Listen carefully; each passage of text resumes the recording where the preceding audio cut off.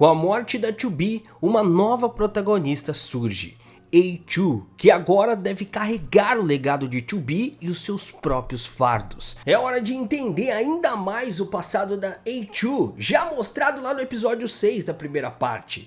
Mas agora entendemos a dor, o sofrimento e todas aquelas cenas perturbadoras que acabaram traumatizando a A2, transformando toda aquela inocência e doçura em amargura, ódio, rancor, sofrimento, nos mostrando toda a sua mudança para que aquela garota doce se transformasse em quem ela é hoje.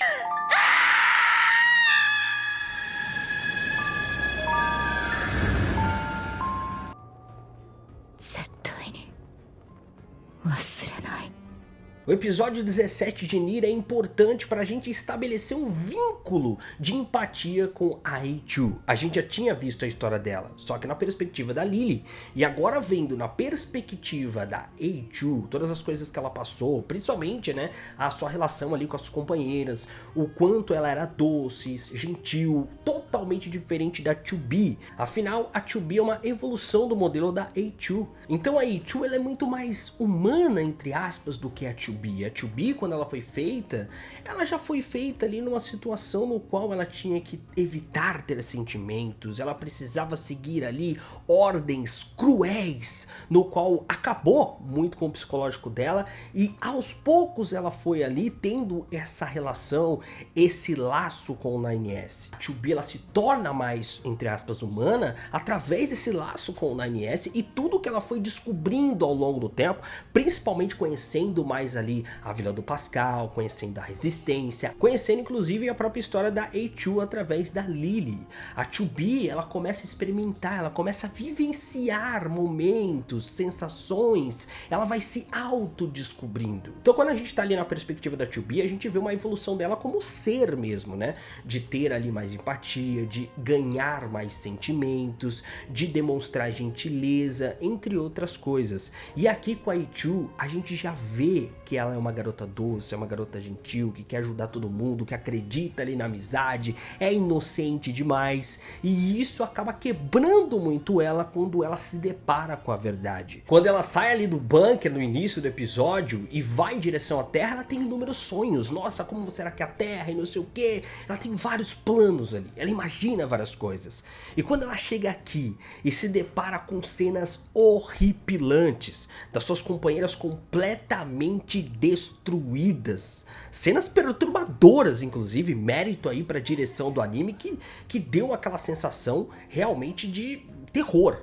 E aí a gente tem toda a relação dela com a Lily, com a galera ali da Resistência, com a Rose, né, a antiga capitã. Tem algumas mudanças em relação à história original ali do jogo, né, como Anemone, por exemplo, mas são mudanças que não interferem em nada na história. E falando em adaptação, que trabalho incrível que fizeram aqui. No jogo, todas essas histórias que a gente vê através, tanto da Lily quanto agora da A2, são contadas através de textos, de diálogos ao longo do jogo, que você vai encontrando. Inclusive, tem coisas que eles adicionam em peças de teatro, por exemplo. Então todos aqueles documentos, diálogos que a gente vê ao longo do anime para entender essa história, a gente pode ver aqui através da perspectiva da própria A2.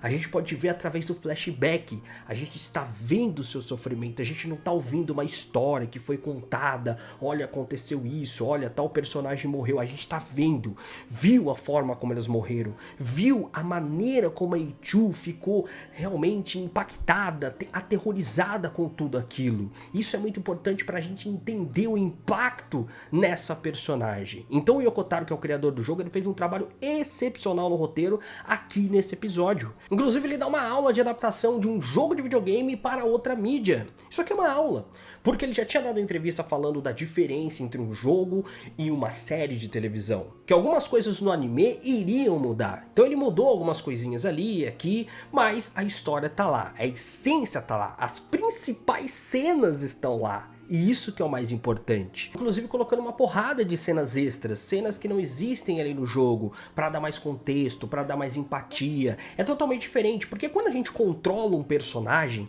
a gente já tem empatia por ele. Por quê? Porque a gente tá controlando, a gente é aquele personagem. Aqui no anime, a gente precisa entender aquele personagem de uma maneira diferente. Então o Yokotaro ele foi brilhante quando ele fala das diferenças ali entre um videogame e também um anime. E ele fala que algumas coisas teriam que mudar, principalmente o fato de como a história ela é contada.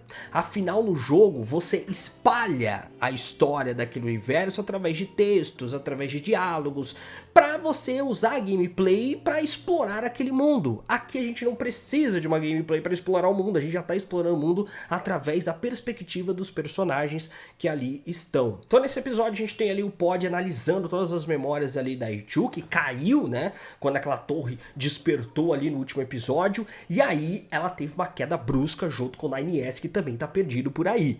E aí ela acaba sendo ajudada ali pelo Pascal, né, que tá cuidando dela, enquanto o Pod analisa suas memórias e vê que tem muita coisa que tá danificado. Então a gente começa a acompanhar todas essas memórias da Eiichuu. E aí a gente vê o que acontece no final dessa história, que aconteceu lá no episódio 6. A gente não tinha visto. A Eiichuu então chega até uma sala principal e vê que não ia resolver nada, que aquela missão na verdade era para exterminá-las, aniquilá-las. Por quê? Porque o comando queria que elas evoluíssem. Então a missão em si era realmente aniquilar tudo, e o que sobrevivesse seria ali um ponto de partida para uma evolução. Eles queriam buscar essa evolução, aniquilando tudo que tinham pela frente. E aí a gente vê a rede das máquinas brincando ali, né, com a mente da Eiichuu, mostrando ali que elas têm um controle sobre tudo. E acabam contando toda a verdade ali para Eiichuu e as suas companheiras, brincando com elas, né, usando inclusive as companheiras da Eiichuu como marionetes, né, controlando as suas mentes, atacando ali a Eiichuu e obrigando a Eiichuu a atacar suas próprias companheiras, despertando ódio, despertando sofrimento, despertando dor, entre outras coisas. Elas queriam brincar ali com a Eiichuu, porque para elas é uma diversão. Lembrando que as máquinas são fascinadas pelos humanos, como a gente viu lá na primeira temporada, né? O Adam e o Eve, eles ali apaixonados por aquela coisa de ter sentimentos e tudo mais. E a rede das máquinas fica ali brincando, né, com a Eiichuu, fazendo ela ter que matar as suas próprias companheiras, e a Eiichuu acaba hesitando nisso aí, o que acaba culminando na morte da Rose, que acaba entrando ali na frente, né, quando as suas 3 companheiras iriam matá-la ali, a Rose acaba aparecendo e acaba se sacrificando para salvar a Eiichuu, numa cena que é sensacional, cara. A Eiichuu tava completamente perdida, porque ela recebeu tanta informação de que elas foram abandonadas, de que elas foram ali mandadas para serem aniquiladas, que eram marionetes, né, do comando da humanidade, que serviriam ali para uma evolução de um tipo melhor ali da Yorha. Então realmente foi um baque muito grande, foi muita coisa ao mesmo tempo para Eiichuu conseguir absorver, e ainda por cima ter que matar as suas companheiras era algo que ela não aceitava, porque nesse flashback a gente vê a relação delas como uma família. Elas falam sobre isso, elas falam sobre ser uma família. E é sensacional quando a gente vê ali a Rose morrendo junto com as 3, e elas falam que agora elas são uma família. É algo absurdo, cara.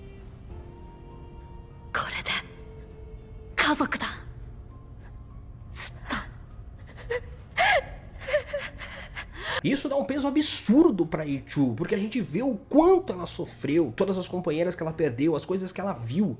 Ela viu companheiras ali completamente destroçadas, companheiras ali que estavam sempre sorrindo, que tinham sonhos, que eram gentis, ali sendo usados como brinquedos.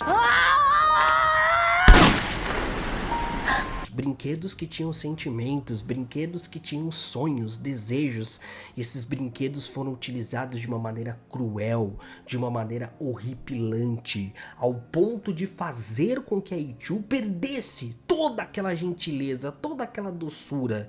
E ao invés disso, ela despertasse um ódio contra a Yorha, um ódio contra as máquinas. E isso é o ponto onde a gente vê essa mudança na Eiichuu. Ao final do episódio a gente vê aquele grito colocando pra fora toda a sua dor, toda a sua raiva. É algo de arrepiar.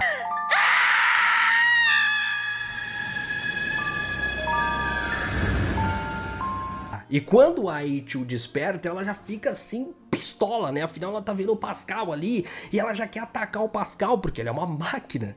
E ela está completamente sem forças. E aqui também vai ser um ponto muito importante, porque a partir daqui o Pascal está ajudando ela, então ela vai ter que entender, assim como aconteceu com a 2B, assim como aconteceu com a NS, ela vai ter que entender que existem máquinas diferentes. E outra, ela pode começar a ser influenciada pelas memórias da 2B, no qual ela teve acesso. Então ela tem aquele momento de pistolar ali com o Pascal, mas logo ela cai, porque ela tá completamente danificada ainda. Então esse episódio foi muito importante pra gente construir essa relação com a A2, entender mais sobre a história dela, né, ter a conclusão daquele episódio 6 que a gente teve lá atrás, e é claro, né, dar aquele refresco após uma pedrada que foi a morte da 2B. E é tão louco, Nier, porque você fala refresco, mas um refresco onde você teve ali cenas perturbadoras, com as companheiras ali da A2 completamente destroçadas no chão, e no final ali elas toda arrebentada, lutando contra a A2, a outra dando um tiro na própria cabeça, as outras ali se matando também, usando a Black Box explodindo. Mano, uma loucura, né? E realmente teve cenas assim horripilantes. E a gente tá falando de um episódio que foi um refresco. Então, Nier é assim, cara, até um episódio que é mais refresco tem pedrada em cima de pedrada. E daqui pra frente é isso, cara, isso é Nier Automata, é um anime realmente muito pesado, muito profundo. Pra quem achou que o anime seria ali ação e calcinhas pra tudo quanto é lado, como muita gente pensa que Nier é, se enganou, porque isso aqui é Nier Automata. E é claro, né, a gente teve ali a morte de uma protagonista que acabou passando o bastão pra outra, então a gente precisa ter essa construção, esse laço, entender um pouco mais a história dela. É como o Yoko Taro falou já em entrevista, as mídias são completamente diferentes, então o que a gente tem ali no jogo, que é simplesmente pegar ali o controle e assumir a A2, aqui não vai acontecer. O público sente de uma maneira diferente, então precisa ter essa construção, essa relação do telespectador com o personagem, entender um pouco mais a história dele, criar empatia, para aí sim a gente começar essa jornada. Então esse episódio foi simplesmente maravilhoso, as cenas de terror desse episódio foram incríveis. Cara, as cenas ali das androides destroçadas realmente foram impactantes.